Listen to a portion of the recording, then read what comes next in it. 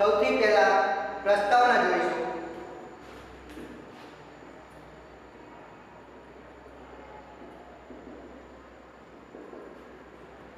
તો સમગ્ર વિશ્વમાં આર્થિક પ્રવૃત્તિઓ વેપાર અને વાણિજ્યને જીવંત રાખે છે. એટલે સમગ્ર વિશ્વની અંદર આર્થિક પ્રવૃત્તિઓ જે છે એ વેપાર અને વાણિજ્યને જીવંત રાખે છે. તમારા શહેર, આપણા શહેરની અંદર અથવા ગામડાની અંદર કુંભાર, લુહાર, વણકર, મોચી આર્થિક પ્રવૃત્તિઓ દ્વારા આર્થિક લાભ કે નાણાકીય વળતર મેળવે છે. એટલે કુંભાર, લુહાર, વણકર આ બધા કામ કરતા હોય છે. આ કામ કરીને જે પણ વસ્તુ બનાવે છે એ વસ્તુ વેચીને પોતાની પાસે એમને વળતર મળતું હોય છે, એટલે કે રૂપિયા મળતા હોય છે. શહેરમાં નાના મોટા કારખાનાઓમાં આપણે જોઈએ છીએ કે સિટીની અંદર વધારે ભાગે કારખાનાઓ ચાલતા, તો કારખાનાની અંદર ઘણા બધા કારીગરો કામ કરતા હોય છે. તો એક કારીગરો હોય છે એમને કામના બદલામાં તેમને વળતર મળતું હોય છે અથવા રોજગાર મળતો હોય છે. જે વ્યક્તિઓ કારીગરો કામ કરતા હોય છે તેમને એ કામના બદલામાં નાણાં મળતા હોય છે. આથી આ બધી પ્રવૃત્તિઓ આર્થિક પ્રવૃત્તિઓ ગણવામાં આવતી હોય છે અને જેનો ઉદ્દેશ આર્થિક ઉપાર્જનનો હોય છે. ધંધો એ નફાના ઉદ્દેશથી કરવામાં આવતી આર્થિક પ્રવૃત્તિ છે. ધંધો એ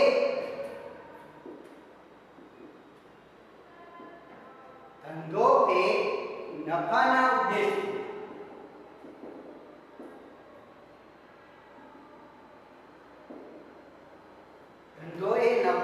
ઉદ્દેશથી કરવામાં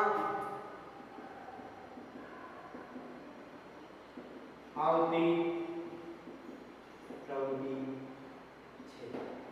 બરાબર વિદ્યાર્થી મિત્રો, ધંધો એ નફાના ઉદ્દેશથી જ આપણે કરતા હોઈએ છીએ. ધંધા ઉપરાંત વ્યવસાય, રોજગાર પણ આર્થિક પ્રવૃત્તિઓનો પ્રકાર છે. માનવીની જરૂરિયાતમાં સતત વધારો થતો જાય છે. માનવીની જરૂરિયાત જે છે એ સતત વધતી જાય છે. હવે આપણે જોઈએ તો કે એક શિક્ષક અથવા કોઈ ડૉક્ટર તો એ મહિને સૌથી પહેલાં કે લાખ રૂપિયા કમાતો, તો લાખ રૂપિયા થતો હોય પછી તો એનો લાખ રૂપિયા પગાર તો એને સંતોષ ન હોય, એ કે હજી વધે તો પછી થોડો વધે તો એમ થાય કે હજી વધે તો સારું. એમ માનવી જે છે એ જરૂરિયાતોમાં સતત વધારો થતો જોવા મળે છે. આમ જરૂરિયાતો સંતોષવા માટે માનવી આર્થિક પ્રવૃત્તિ કરવી પડે. કારણ કે એને કોઈ પણ આપણે કામ કરીએ, આપણે પૈસા કમાવા તો એના માટે આપણે કામ કરવું પડે વિદ્યાર્થી મિત્રો. જો આપણે કામ કરીએ તો જ આપણને પૈસા મળતા હોય છે. આમ જરૂરિયાતો સંતોષવા માટે માનવીએ આર્થિક પ્રવૃત્તિ કરવી પડે, એટલે કે કામ કરવું પડે. ઉદાહરણ જોઈએ તો એક ખેડૂત અનાજનું ઉત્પાદન કરે છે. તો અનાજનું ઉત્પાદન કરે છે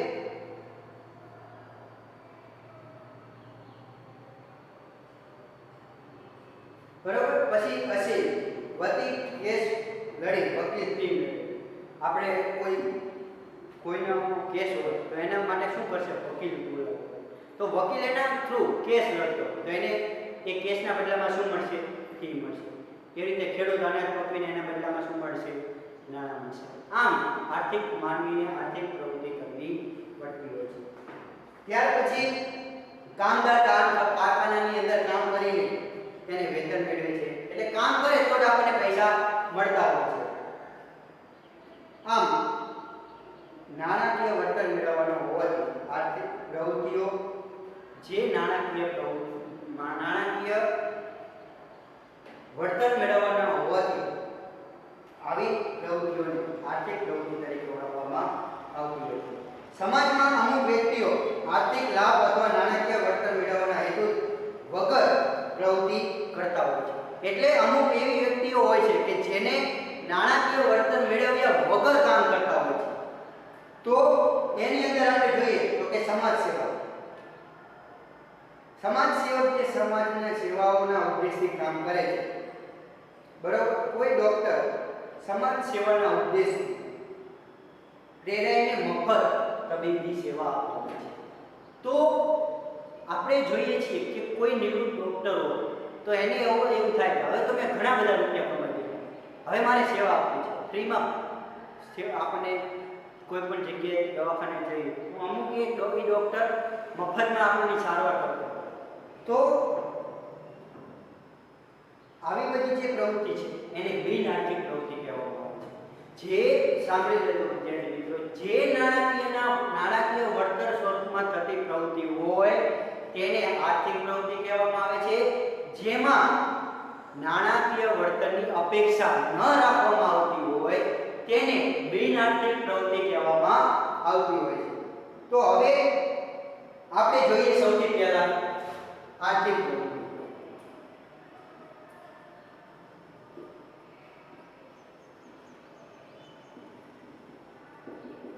આર્થિક પ્રવૃત્તિ એટલે શું? તો કે આર્થિક લાભ કે નાણાકીય વળતર મેળવવાના હેતુથી કરવામાં આવતી પ્રવૃત્તિ એટલે આર્થિક પ્રવૃત્તિ. બરોબર. આર્થિક લાભ કે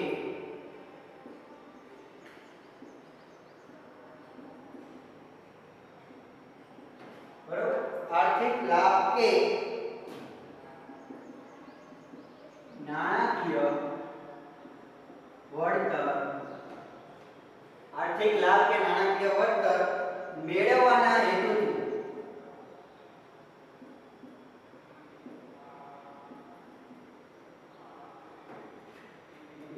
હેતુથી કરવામાં આવતી પ્રવૃત્તિ.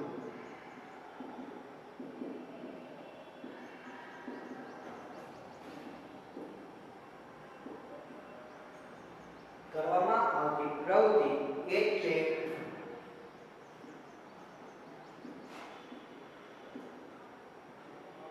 આર્થિક પ્રવૃત્તિ. બરાબર.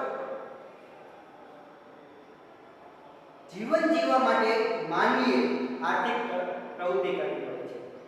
આપણે અર્થ વ્યાખ્યા જોઈએ કે આર્થિક લાભ કે નાણાકીય વળતર, આર્થિક લાભ કે નાણાકીય વળતર મેળવવાના હેતુથી કરવામાં આવતી પ્રવૃત્તિ એટલે આર્થિક પ્રવૃત્તિ. જે પણ કામ કરતા હોઈએ તેના પાછળનો ઉદ્દેશ નાણાં મેળવવાનો હોય તેને આર્થિક પ્રવૃત્તિ તરીકે ઓળખવામાં આવે છે. માનવી જે છે એને જીવન જીવવા માટે આર્થિક પ્રવૃત્તિ કરવી પડતી હોય છે. બરાબર. જેથી નાણાં મેળવી તેની જરૂરિયાતો સંતોષી શકે છે.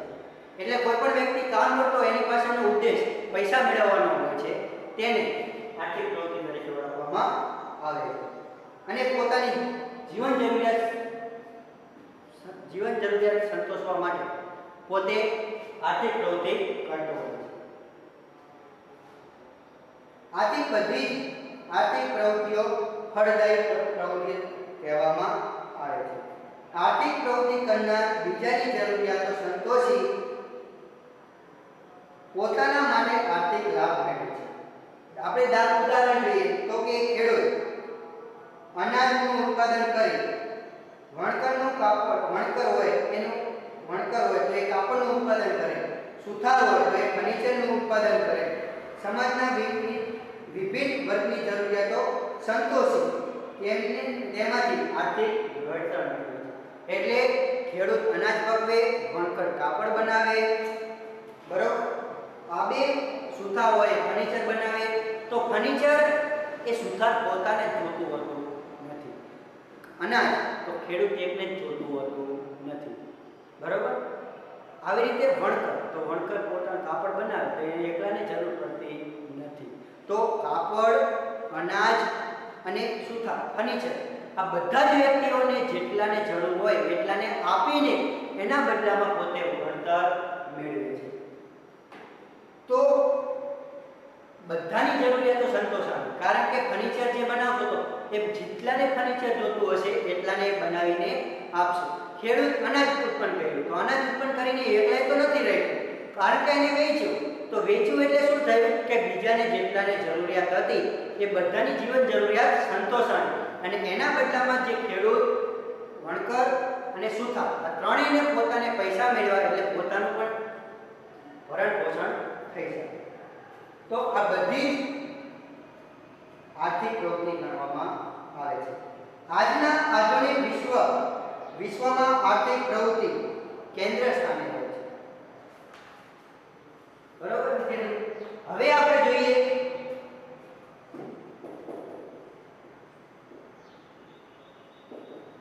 બિન આર્થિક પ્રવૃત્તિ. તો બિન આર્થિક પ્રવૃત્તિમાં સહેજ જ ફેર છે કે આની અંદર આર્થિક લાભ કે નાણાકીય વળતર મેળવવાના હેતુથી કરવામાં આવતી પ્રવૃત્તિ એટલે આર્થિક પ્રવૃત્તિ.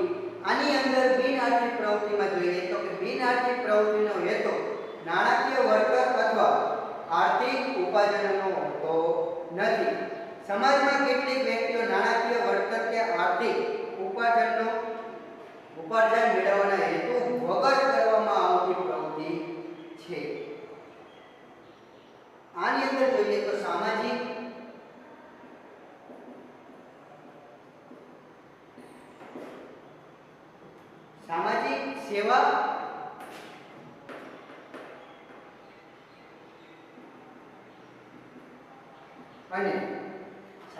સેવા અને માનવ સેવા. સામાજિક સેવા અને માનવ સેવા, દેશની સેવાઓનો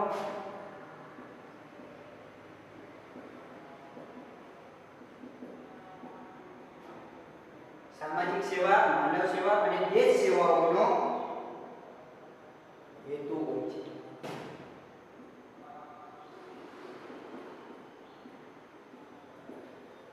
આની અંદર શું હતું કે નાણાં મેળવવાનો ઉદ્દેશ હતો. આની અંદર શું છે કે મુખ્ય સામાજિક સેવા, માનવ સેવા અને દેશ સેવાઓનો હેતુ હોય છે. એટલે કે આની પાછળ નાણાંનો ઉદ્દેશ હતો નથી.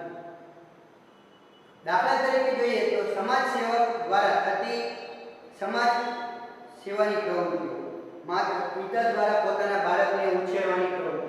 એટલે કોઈ પણ માતા હોય છે એ પોતાના બાળકને ઉછેરે છે તો એના બદલામાં તેને વળતર મળતું નથી. એ એક સેવા છે માનવ. બરોબર. પછી કોમી એકતા માટે પ્રચાર કરતા કાર્યક્રમની પ્રવૃત્તિ, ભૂકંપ અને સુનામી જેવી કુદરતી હોનારત સમયે અસરગ્રસ્તોને રાહત છાવણીઓમાં સેવા આપવાનો કાર્યક્રમોની પ્રવૃત્તિઓ હોય છે. આપણે જોઈએ છીએ વિદ્યાર્થી કે જ્યારે કોઈ આફત આવેલી હોય ત્યારે વ્યક્તિઓ જે હોય છે તે હેલિકોપ્ટર દ્વારા એની વસ્તુ આપતા હોય છે. જ્યારે પૂર આવ્યું હોય ત્યારે ફસાયેલા હોય તો એને પાછળ બહાર કાઢતા હોય છે, ત્યાં ફસાયેલા હોય તો એને ખાવાનું આપતા હોય છે. તો આ બધી એક સેવાનો હેતુ હોય છે. બરોબર વિદ્યાર્થી મિત્રો. તો એ બધી પ્રવૃત્તિઓ જે છે એને બિન આર્થિક પ્રવૃત્તિ તરીકે ઓળખવામાં આવતી હોય છે. બિન આર્થિક પ્રવૃત્તિ આ બધી કરી શકાય. આ માટે પ્રેરણાબળ દેશ સેવા, સમાજ સેવા, લાગણી, પ્રેમ અથવા માનવીના જીવનમાં આવતું પરિવર્તન હોય છે. તો હવે આપણે આર્થિક અને બિન આર્થિક પ્રવૃત્તિનો તફાવત જોઈશું.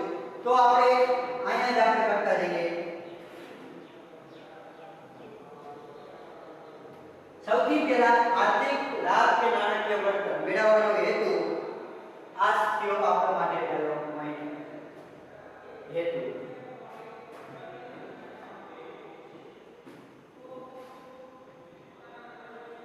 આપણે કરીને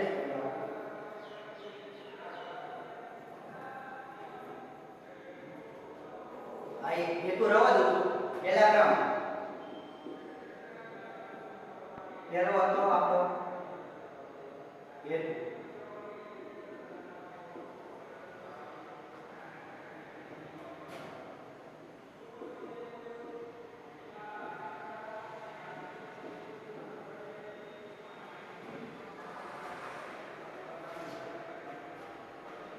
બરાબર આ છે આર્થિક પ્રવૃત્તિ અને આ બાજુ બી આર્થિક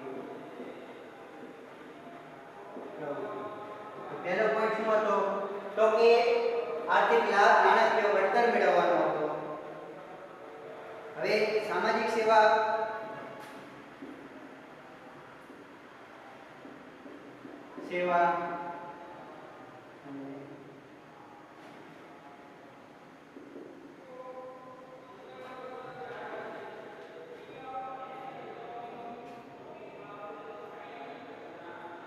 માનવ સેવા અને દેશ સેવાનો હેતુ હોય છે. બરોબર વિદ્યાર્થી મિત્રો કે આર્થિક પ્રવૃત્તિમાં નાણાકીય વળતર આર્થિક લાભ કે નાણાકીય વળતર મેળવવાનો હેતુથી કરવામાં આવતી પ્રવૃત્તિ એટલે આર્થિક પ્રવૃત્તિ.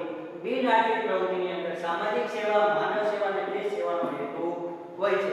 આની અંદર શું હેતુ હોય છે તો કે આર્થિક લાભ કે નાણાકીય વળતર મેળવવાનો હેતુ હોય છે.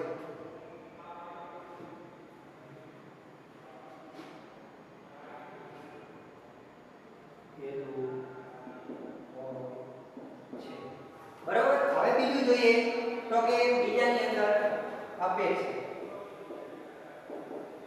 આર્થિક પ્રવૃત્તિની અંદર અપેક્ષા શું હોય તો કે નફો, બીજું પગાર, બરાબર, પછી ફી, બરાબર. આ બધું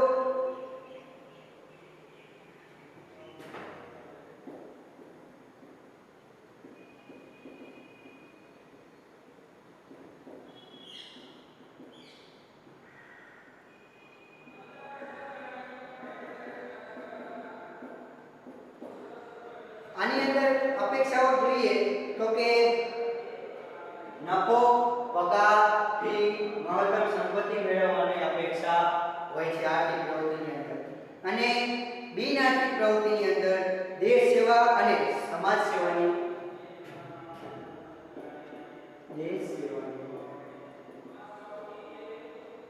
અને સમાજ સેવાની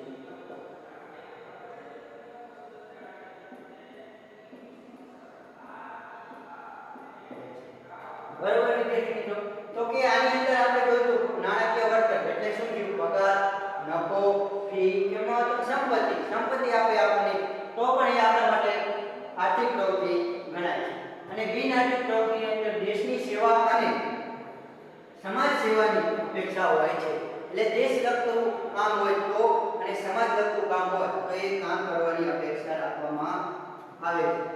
હવે આપણે જોઈએ તો કે પ્રકાર. તો પ્રકારની અંદર શું હોય ધંધો, વ્યવસાય અને રોજગાર. ધંધો, વ્યવસાય અને રોજગાર. ત્રણ પ્રકાર છે અથવા ત્રણ મુખ્ય પ્રકાર છે.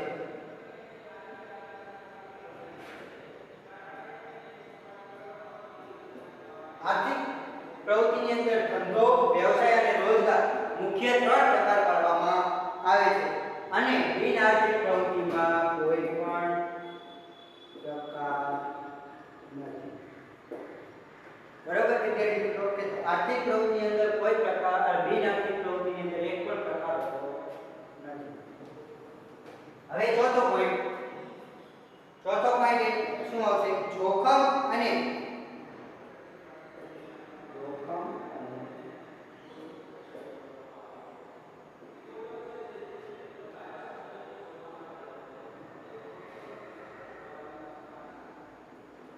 અનિશ્ચિતતા. તો આની અંદર જોખમ અને અનિશ્ચિત આર્થિક પ્રવૃત્તિ કરતા હોય ત્યારે શું થાય કે ધંધાની અંદર ક્યારેક જોખમ પણ હોય છે અને અનિશ્ચિતતા પણ રહેલી હોય છે. જેથી આર્થિક પ્રવૃત્તિમાં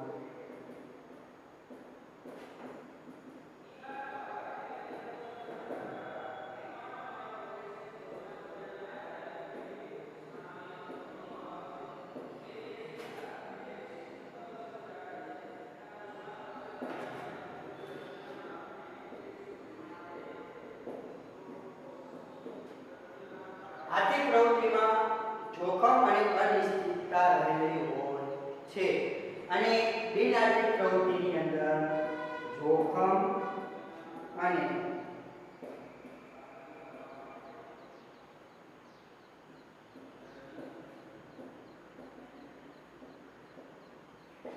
કારણ કે આની અંદર ધંધો કરતા હોઈએ ત્યારે ક્યારેક નુકસાન પણ જાય, કોઈ સંજોગોની અંદર કોઈ આફત આવે ત્યારે પણ નુકસાન જાય. તેથી જે હોય છે એની અંદર પ્રવૃત્તિની અંદર જોખમ અને અનિશ્ચિતતા રહેલી હોય છે. જેમ બિન આર્થિક પ્રવૃત્તિમાં સેવા કરવાનો ઉદ્દેશ હોય છે એની અંદર જોખમ કે અનિશ્ચિતતા રહેલી હોતી નથી, કારણ કે એની અંદર આપણો મુખ્ય હેતુ તો સેવા કરવાનો છે. તેથી એની અંદર કોઈ જોખમ હોતું નથી. હવે આપણે આગળ આ તફાવત છે તમે એક વખત ઘરે બુકની અંદર જોઈ લેજો અને એક વખત તમારી બુકની અંદર જાતે લખવાનો પ્રયત્ન કરજો. હવે આપણે જોઈએ કે આર્થિક પ્રવૃત્તિઓના પ્રકાર. બરોબર,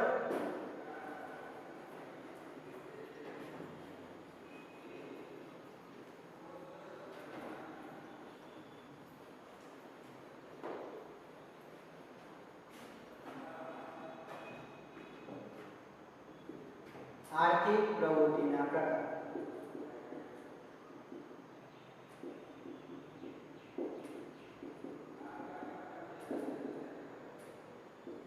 કેટલા હતા કે 3: ધંધો, વ્યવસાય અને રોજગાર. પહેલું ધંધો, બીજું વ્યવસાય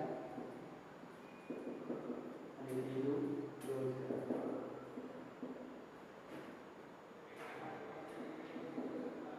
ત્રણ પ્રકાર હતા. હવે આપણે પહેલા જોઈએ ધંધો. તો ધંધાની અંદર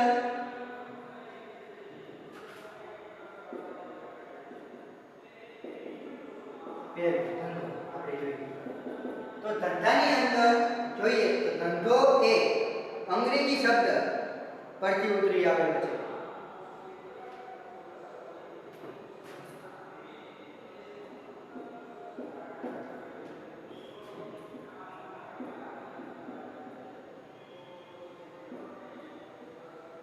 ધંધો એ બીજી શબ્દ અંગ્રેજી પરથી ઉતરી આવેલો છે જેનો અર્થ વ્યસ્ત રહેવું. બીજીનો અર્થ શું થાય? વ્યસ્ત રહેવું અથવા સતત પ્રવૃત્તિમય હોવું તેવો થાય છે. અથવા સતતમય પ્રવૃત્તિ છે એટલે સતત કામ કરતો આવો અર્થ થાય છે. નફો અને સંપત્તિ મેળવવાના હેતુથી ધંધો કરવામાં આવે છે. આપણે જોયું ને આર્થિક પ્રવૃત્તિમાં કે નફો મેળવવાનો, કેવી રીતે ધંધાની અંદર નફો મેળવવાનો હેતુ હોય છે. ધંધાનો ખ્યાલ નફાના હેતુ સાથે જોડાયેલો છે. એટલે ધંધાનો જે ખ્યાલ છે એ નફા સાથે જોડાયેલો છે, કારણ કે ધંધો કરીએ તો એમાં નફો આપણે મેળવવાની આશા રાખતા હોઈએ છીએ. ધંધામાં કોઈક વાર ખોટ પણ જતી હોય છે તો પણ તે આર્થિક પ્રવૃત્તિ ગણાય છે, કારણ કે ધંધાની ટૂંકી પણ સચોટ વ્યાખ્યા નીચે પ્રમાણે આપી શકાય. આપણે વ્યાખ્યા જોઈએ ધંધાની અંદર તો કે ધંધો એટલે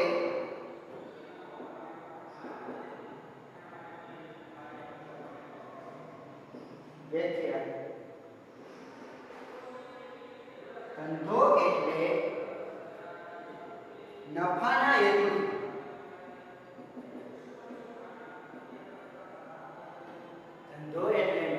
હેતુથી કરવામાં આવતી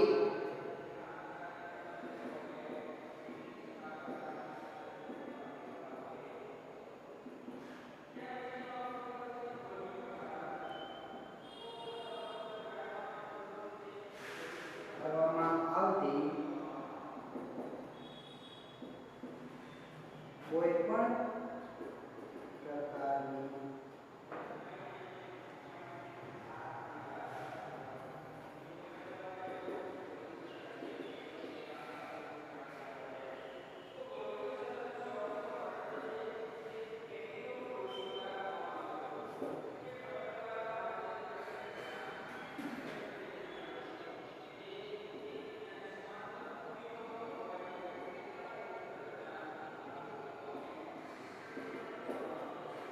ધંધાની વ્યાખ્યા આપણે જોઈએ તો ધંધો એટલે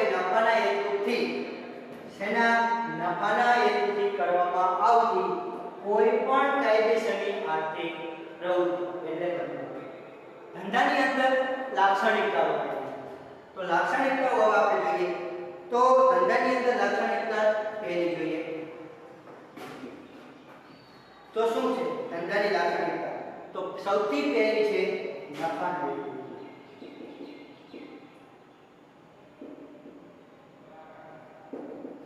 ધંધો ગમે ત્યારે આપણે શરૂ કરીએ છીએ તેનો મૂળભૂત હેતુ આર્થિક પ્રવૃત્તિ દ્વારા નફો મેળવવાનો હોય છે. નફો મળતો બંધ થાય તો ધંધો બંધ થવાની શક્યતા રહેલી હોય છે. ધંધાનું અસ્તિત્વ ચાલુ રાખવા માટે નફો અનિવાર્ય છે. વસ્તુ પડતર કિંમત કરતાં વધુ કિંમતે વેચાય એટલે નફો થતો કહેવાય. એટલે પડતર કિંમત કરતાં વધુ કિંમત, પડતર કિંમત કરતાં વધુ કિંમત મળે એટલે નફો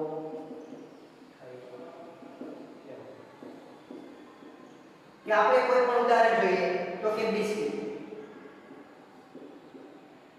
કંપની હોય એની અંદર પાર્લે બિસ્કિટ છે તે 4 રૂપિયાનું બનાવે. આખું કંપનીની અંદર 4 રૂપિયાનું બને તો એ બજારમાં જ્યારે આવે ત્યારે એને 5 રૂપિયા બજાર 1 રૂપિયા અહીંયા વધારે મળ્યો એટલે 5 રૂપિયામાં વેચતો તો એને 1 રૂપિયો જે વધારાનો મળ્યો એ એનો નફો ગણાય. તો આ નફાના હેતુથી ધંધો કરવામાં આવતો હોય છે. ધંધાની કાર્યક્ષમતાને પણ નફાના માપદંડથી માપવામાં આવે છે. એટલે ધંધાની જે કાર્યક્ષમતા જે છે એ નફા દ્વારા માપવામાં આવે છે. નફો એ ધંધાની પારાશીશી તરીકે ઓળખવામાં આવે છે. બરોબર વિદ્યાર્થી મિત્રો? હવે બીજો લાક્ષણિકતા છે વસ્તુ અને સેવાનો વિનિમય.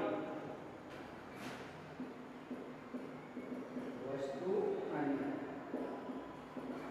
સેવાનો વિનિમય.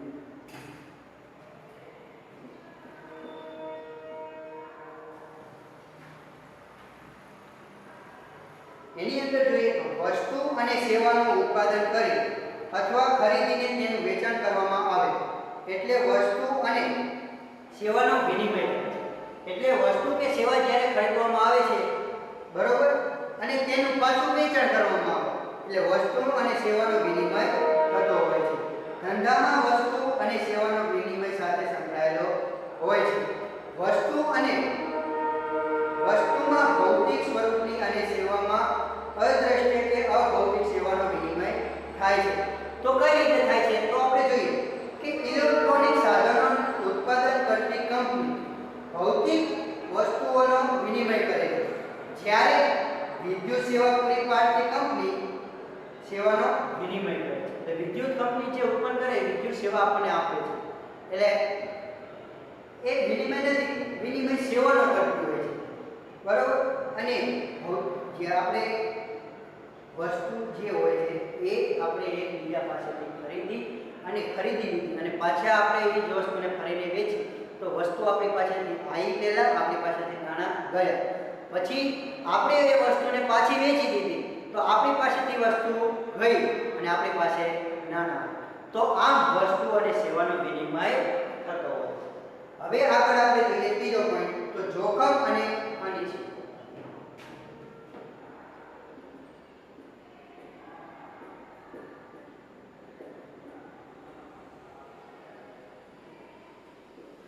જોખમ અને અનિશ્ચિતતામાં જોઈએ તો કે ધંધામાં જોખમ અને વર્તનની અનિશ્ચિતતાનું તત્વ રહેલું હોય છે.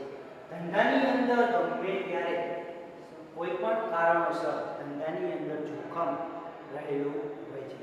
આપણે જોઈએ કઈ રીતના જોખમ તો કે આગ, અકસ્માત, કર્મચારીઓની હડતાલ, હુલ્લડ, લૂંટફાટ, ચોરી, ગ્રાહકોની પસંદગીમાં ફેરફાર, માંગમાં ઘટાડો, લોકોની જીવનશૈલી, રુચિ, ટેવ વગેરે ફેરફાર, હરીફાઈ, ટેકનોલોજીમાં પરિવર્તન જેવા માનવ સર્જિત જોખમો રહેલા હોય છે. એટલે આપણે ધંધાની અંદર જોખમો કેવા પ્રકારના હોય તો કે આગ લાગવાથી, અકસ્માત થવાથી, કર્મચારીઓની હડતાલ કરવાથી, પછી ઉંદર પડવાથી, લૂંટફાટ થવાથી, ચોરી થવાથી, ગ્રાહકોની પસંદગી યોગ્ય રીતે ન થઈ હોય તો આ બધી, પછી માનવીની રુચિ, ટેવ, ફેશન, આ બધાના કારણે ધંધાની અંદર કુદરતી જોખમો રહેલા છે. બીજા જોઈએ તો સુનામી, ધરતીકંપ, વાવાઝોડું, આ બધા દ્વારા, આ બધા જેવા છે એ બધા કુદરતી સંજોગો કહેવાય. કુદરત દ્વારા થયેલા નુકસાન એને કુદરતી નુકસાન કહેવામાં, કુદરતી જોખમો કહેવામાં આવે છે. આ જોખમો ધંધામાં આવક ઉપર વિપરીત અસર કરે છે. હવે આપણે જોઈએ તો કે ધંધાની અંદર આપણે 1 લાખ રૂપિયાનો માલ પડેલો છે બનાવેલો. હવે એમાં આગ લાગે અથવા એ ચોરાઈ જાય, બરોબર, કે કુદરતી આફત જોખમના કારણે બધું તણાઈ જાય, તો ધંધાની અંદર જે એ નુકસાન થાય છે એ નુકસાન જે છે એ ધંધામાં ખૂબ જ નુકસાન કહેવામાં આવતું હોય છે. આમ ધંધાની અંદર જોખમોના કારણે ધંધામાં દ્વારા મળતું વળતર અનિશ્ચિત બને છે. જો ઈ માલ ચોરાઈ ગયો તો ધંધાની અંદર એ લાખ રૂપિયાનું નુકસાન થતું હોય છે. એની ઉપર જે આપણને વળતર મળવાનું હોય એ મળતું નથી. તેથી ધંધાની અંદર જોખમો રહેલા છે. ધંધાનો હેતુ નફો કરવાનો હોય છે, છતાં જોખમોના કારણે કોઈ પણ વાર ધંધામાં નુકસાન થતું હોય છે. ધંધાનો હેતુ તો આપણો શું હોય તો કે નફો કરવાનો, પણ આવા સંજોગોની અંદર નુકસાન થાય તો એ નુકસાન ગણવામાં આવે છે. હવે છે દૃષ્ટિગુણનું સર્જન. દૃષ્ટિગુણનું સર્જન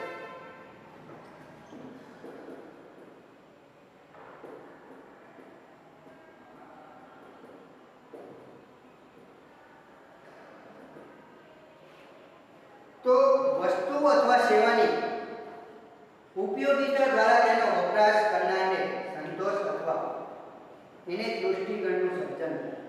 એટલે દૃષ્ટિગણનું સર્જનની અંદર એમ કહેવામાં આવે છે કે વસ્તુ અથવા સેવાની ઉપયોગિતા જે છે, બરોબર, એ તેનો વપરાશ કરે ત્યારે એને ખબર પડે, અને વપરાશ કરે ત્યારે એ વસ્તુમાં જેટલી એને સંતોષાઈ મળે છે કે નહીં તે જોવામાં આવે છે. તેથી તે દૃષ્ટિગણનું સર્જન થાય છે. સ્વરૂપ, સ્થળ અને સમય, આ ત્રણેય રીતે દૃષ્ટિગણનું સર્જન થાય છે. કયું તો કે સમય, સ્થળ અને સ્વરૂપ, એમ 3 દૃષ્ટિગણનું સર્જન થતું હોય છે. કાચા માલનું તૈયાર મસાલો માલ રૂપાંતર થાય. એટલે કાચો માલ જે હોય છે એનું પછી પાકા માલમાં એનું રૂપાંતર થતું હોય છે. તેને વપરાશ યોગ્ય બનાવવામાં આવે છે. એટલે આપણે કોઈ પણ વસ્તુ હોય છે તો એનો પહેલો કાચો માલ આવે છે, પછી એ કાચા માલમાંથી આપણે અસલી સારો માલ બનાવતા હોઈએ છીએ. આપણે જોઈએ છે કે કોઈ પણ બિસ્કિટ બનાવતા હોય તો બિસ્કિટની અંદર કાચો માલ તરીકે ઘઉંનો ઉપયોગ કરવામાં આવે છે. ઘઉં લાવે અને પછી ઘરે એમાંથી બિસ્કિટ બનાવવામાં આવતા હોય છે. પછી એ બિસ્કિટ બની જાય પછી એમાંથી કેટલો સંતોષ મળે છે, દૃષ્ટિગુણ અને એનું સર્જન જોવા મળતું હોય છે. આમ માલના ઉત્પાદનના સ્થળેથી ઉપરોક્ત સ્થળ સુધી લઈ જવામાં આવે છે. એટલે જ્યાંથી એનું ઉત્પન્ન કર્યું આપણે ધંધાની અંદર, ત્યાંથી જ્યાં સુધી પહોંચાડવાનું છે ત્યાં સુધી પહોંચાડી તેમાંથી દૃષ્ટિગુણનું એક સ્થળેથી બીજા સ્થળે લઈ જવામાં આવે છે. એટલે દૃષ્ટિગુણનું સર્જન થાય છે. માલની જરૂરિયાત ન હોય ત્યારે તેનો સંગ્રહ કરી જરૂરિયાતના સમય પૂરો પાડવામાં આવે છે. એટલે અત્યારે આપણે જોઈએ કે કોઈ પણ કારણોસર બજારમાં તેની જરૂર ન હોય તેને ત્યાં એક જગ્યાએ જથ્થો ભેગો કરીને સંગ્રહ કરવામાં આવે છે. અને જ્યારે તેને જરૂરિયાત ઊભી થાય કોઈ પણ સંજોગોની અંદર ત્યારે જે ભેગો કરેલો માલ છે તેને કરીને તેને વેચવામાં આવે છે. ત્યારે સમયે દૃષ્ટિગુણનું સર્જન થતું હોય છે. હવે છે પ્રવૃત્તિનું સાતત્ય.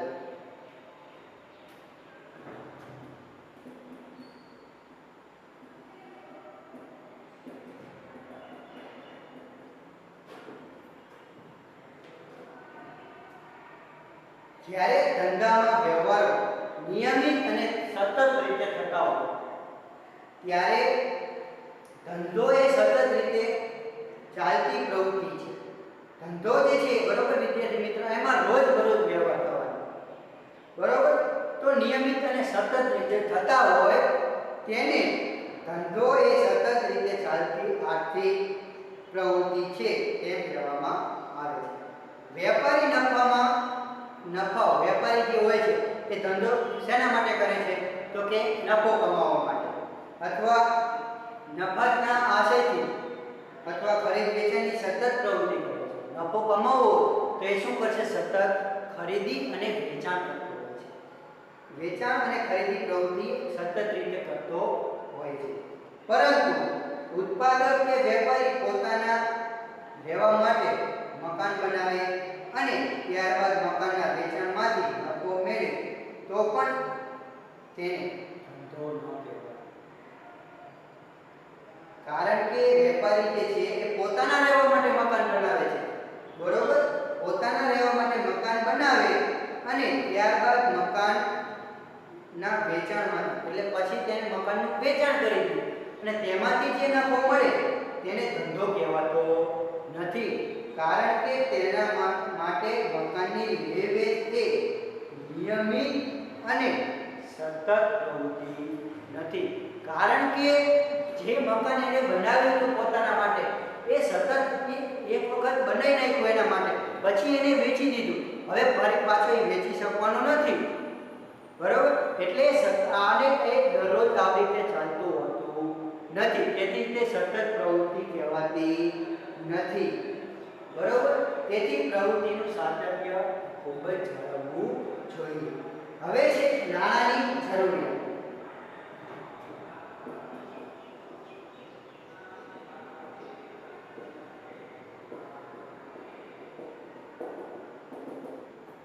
હવે ધંધો જ્યારે આપણે શરૂ કરીએ છીએ ત્યારે આપણને નાણાંની જરૂર પડતી હોય છે બરોબર. એટલે ધંધો આપણે જ્યારથી શરૂ કરીએ ત્યારથી ધંધો બંધ ન કરીએ ત્યાં સુધી આપણે સતત નાણાંની જરૂર પડતી હોય છે. ફેક્ટરીમાં કાચા માલમાંથી તૈયાર માલનું ઉત્પાદન કરવા વેપારીને માલની ખરીદીમાં નાણાંની જરૂરિયાત હોય છે. એટલે આપણે જ્યારે કાચો માલ ખરીદીએ ત્યારે પણ નાણાંની જરૂર પડે છે. પછી આપણે કોઈ પણ વસ્તુ ખરીદવી હોય એના માટે પણ આપણે ખૂબ જ નાણાંની જરૂર પડતી હોય છે. તેથી ધંધાની અંદર નાણાંની જરૂરિયાત હોય છે. પછી છે સાતમું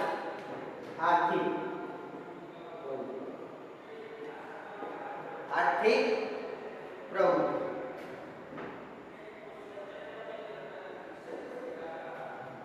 તો આર્થિક પ્રવૃત્તિ એની અંદર જોઈએ તો કે ધંધો એ નાણાંના ઉપાર્જન દ્વારા નફાઓ મેળવવાના હેતુથી કરવામાં આવતી આર્થિક પ્રવૃત્તિનો એક ભાગ ગણવામાં આવે છે.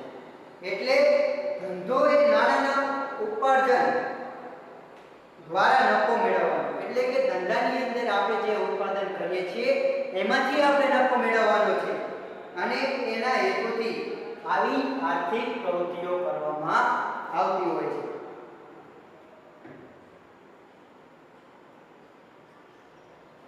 બરાબર. તો હવે આપણે આગળ થોડું જોઈએ તો કે હેતુઓ કયા છે? તો આપણે ખાલી નામ જોઈ લઈએ, બીજું પછી આપણે આગળના બીજા લેક્ચરની અંદર હેતુઓનો સમગ્ર ઊંડાણપૂર્વક અભ્યાસ કરશું. તો અત્યારે ખાલી આપણે નામ જોઈ લઈએ કયા કયા છે. તો ધંધાના હેતુઓ જે છે આર્થિક હેતુઓ, એની અંદર નફાનો હેતુ હોય છે, મહત્તમ સંપત્તિનો સર્જનનો હેતુ હોય છે, પછી ત્રીજો અન્ય આર્થિક હેતુઓ હોય છે, પછી સામાજિક હેતુઓમાં કેવું હોય છે તો એ બધું આપણે કાલે ઊંડાણપૂર્વક અભ્યાસ કરીશું.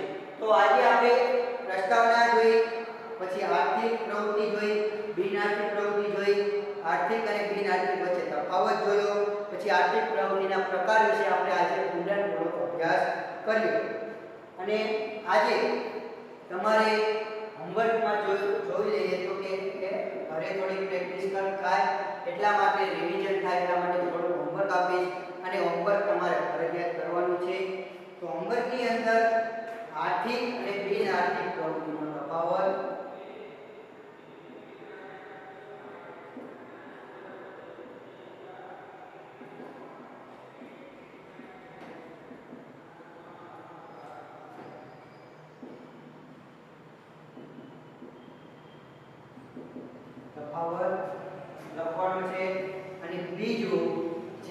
કે ધંધાના પ્રકારો તમારે લખી અને સમજાવવાના છે.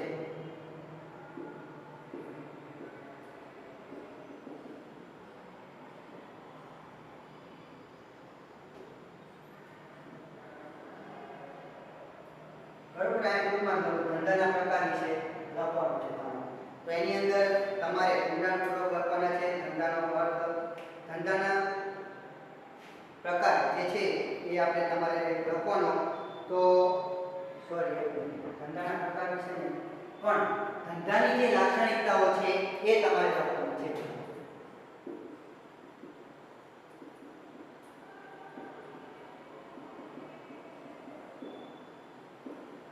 બરોબર, આટલું તમારે ઘરે વિદ્યાર્થી મિત્રો લખજો બુકમાં, અને